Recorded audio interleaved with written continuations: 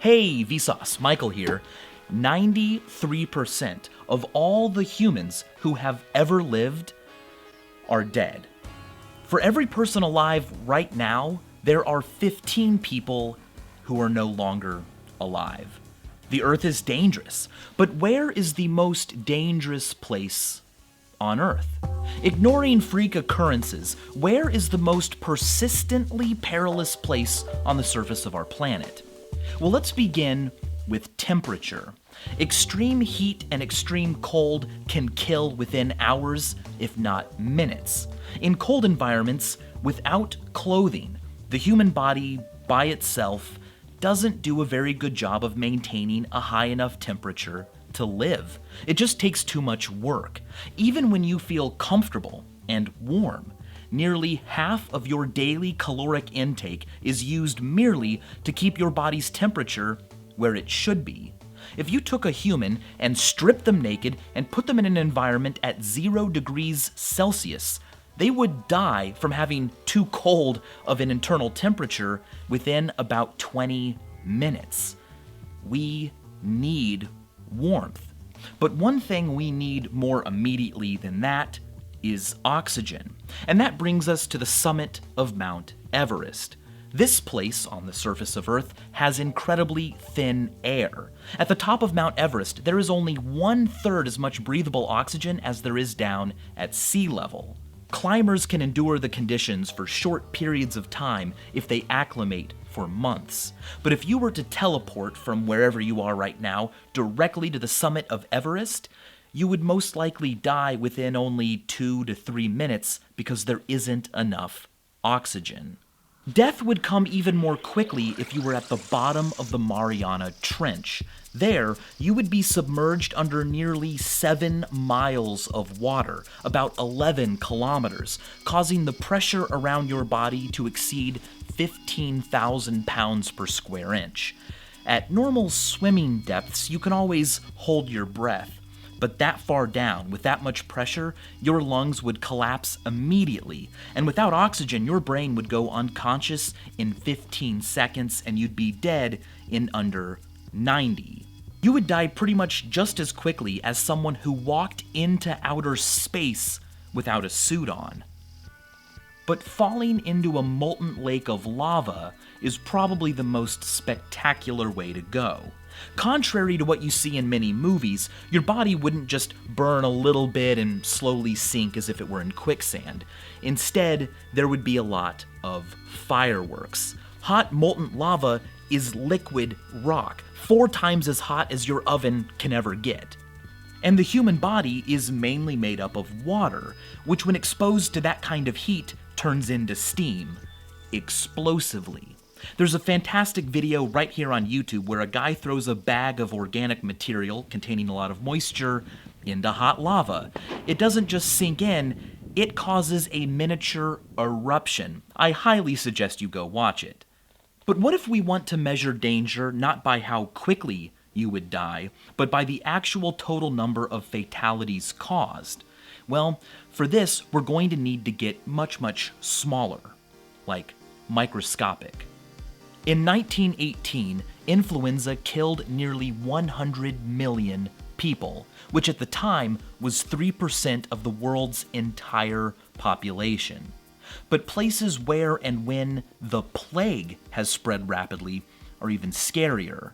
Between 1347 and 1353, 1/3 of everybody in Europe died because of the bubonic plague, an infection caused by Yersinia pestis. It's easy to think of the plague as something from way back in the past, but it is still here. Of course, now we have antibiotics, which can help in most cases, but believe it or not, in America alone, 5 to 15 people still get the plague every year.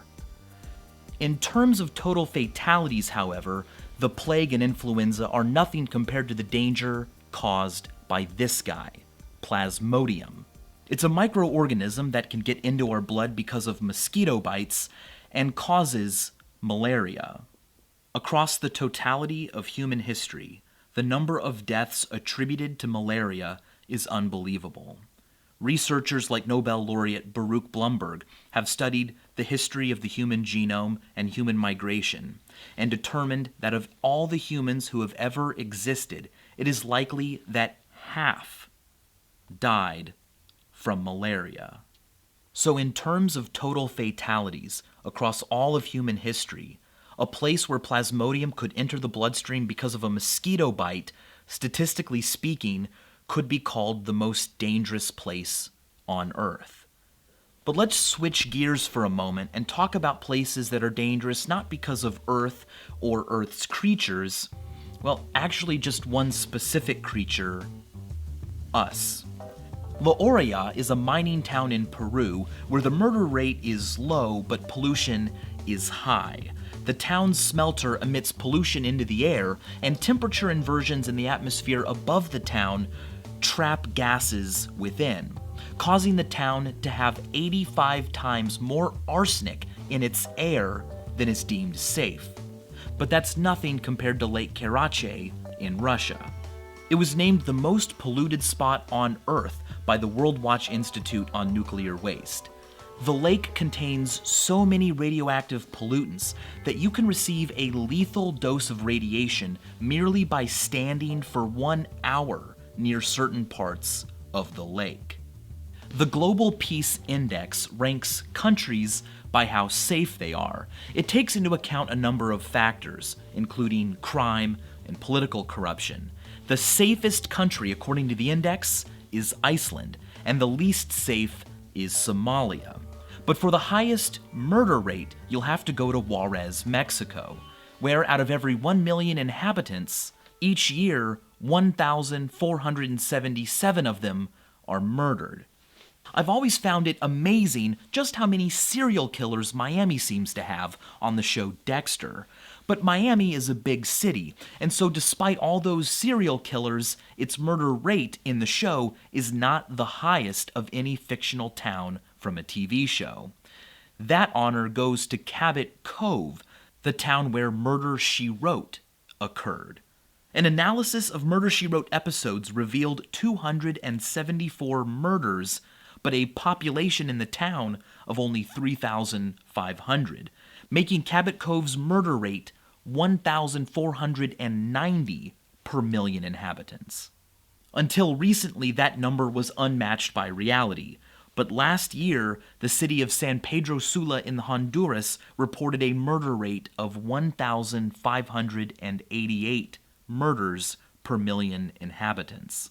Let's conclude by revisiting pollution, specifically the Chernobyl accident, and a certain oxymoronic danger.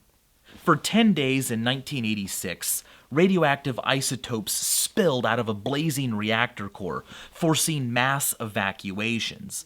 It's more than 25 years later now, and many parts of the exclusion zone remain incredibly lethal. But without humans there, many parts of the exclusion zone have seen wildlife flourish, especially endangered species, which can go to the exclusion zone, live, reproduce, and be safe from us. We managed to ruin a place to the point at which it endangered our lives and we had to leave. And in doing so, we left parts of it a little bit safer for other forms of life.